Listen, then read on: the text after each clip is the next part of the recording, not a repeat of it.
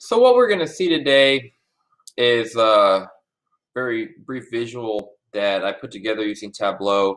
This was kind of the first independent project I did after taking a course on Udemy on Tableau. I took one of those $10 Udemy courses that was very useful, and I wanted to kind of do my own project that was a little more real world rather than the made up data in the projects. And what we're seeing in front of us here is for Chile, we're seeing how wages have risen, inflation adjusted wages, as productivity is also going up, while at the same time working hours have actually gone down since 2001.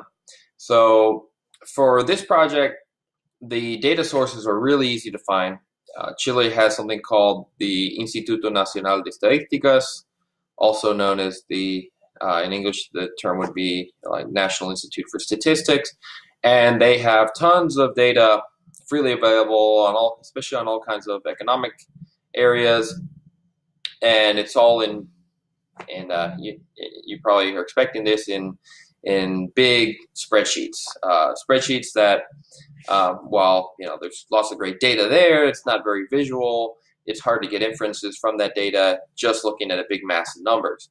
So what I did here was I took minimum wage data and I adjusted it for inflation. And in this case, for Chile, the job is a little easier because Chile has a unit of account called the IPET, UF. And the UF in Spanish, Unidad de Fomento, is basically it's a monetary unit that's inflation adjusted. People don't get paid in UFs, although they wish they would be, because then their wages would be inflation adjusted automatically day by day. But it's used for a lot of other things, such as mortgages. Your mortgages will be in this unit of account. Certain fines and bills or anything in the financial world. So it's all inflation adjusted automatically. They don't have to worry. The banks don't have to worry about compensating for inflation. So what I did is I took inflation data from 2001 to 2014, and not just inflation data, wage data, and I converted those wages into what the equivalent was in the UF, meaning what would be the actual inflation adjusted wage, so that we wouldn't be confused thinking in this graph here that, oh wow, wages are really going up when adjusted for inflation they might not be going up at all. Productivity was not a difficult measure to put on this graph because there's productivity data for all those years. Basically, I made 2010 our baseline, and then everything else is compared to 2010. All the index values actually are adjusted to 2010 being our baseline year. And then the yearly average worked index, that's data you can find online as well. What are the average hours that people are working in Chile? So what you can see from this graph, and it can be taken a lot of different ways, is that you can see steady rises in inflation-adjusted income, and for wage earners earning the minimum wage. One of the natural questions might be, well, how many people are actually earning the minimum wage? Well, in Chile, people earning minimum wage or less is a significant part of the population.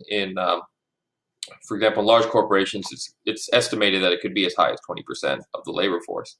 So changes in minimum wage or the real value of the minimum wage really does have a huge effect on the economy. So what, as I was going to mention earlier, there's different ways we can take this. One way is you can see that, or the argument can be made that reducing hours worked and increasing productivity through education, through investment in capital and whatnot, is a big win for the economy. I mean, we see here that people are working less hours, they're making more money overall, and productivity has gone up quite a bit. So it seems like a win-win situation for everybody.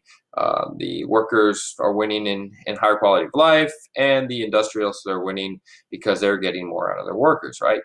But it also could be taken could be taken differently depending on what segments of the graph you look at. So, for example, if I look at around here during these years, we see that productivity greatly outpaced raises in wages. Wages actually were stagnant during these years, up until about 2009.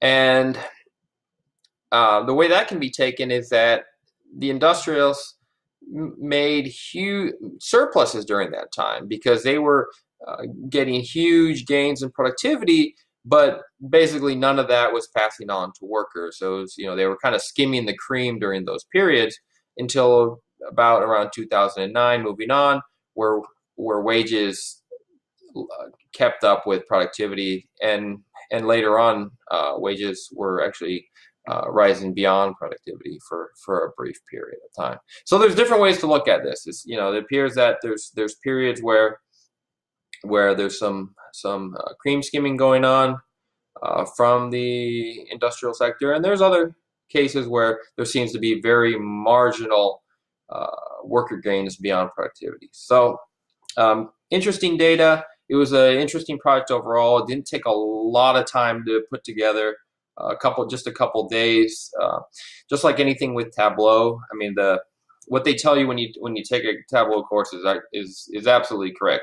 You spend most of your time working the data in your project before actually messing around with the visuals or doing work on the visuals. I mean, preparing the data so that it can be ingested by the software is probably the hardest part. But once you get that down, you get a beautiful visual like this.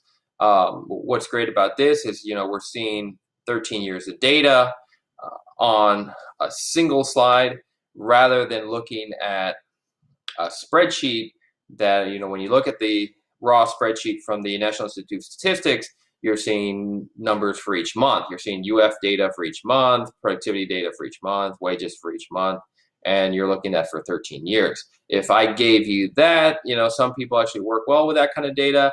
But for the rest of us, if I gave you pages and pages and pages of just the spreadsheets with numbers, you might not make the same inferences you get from just looking at three graphs right in front of you on a single slide. The great thing about this is, you can take different angles on it. You can take worker side, industrial side. It can be looked in different ways. But overall, I guess the good part is that during, from the 2000 to 2014, you saw significant gains in worker productivity and wages in Chile, which is one of the reasons that modern day Chile, if you go nowadays, is looking more like some of the countries in Europe, rather than the stereotypical image of what a country in Latin America would look like or be like, despite the everyday issues that any country may have. So I hope you like this. Please comment on the comments below. If you have any questions, feel free to reach out. And yeah, thanks for your time. Bye-bye.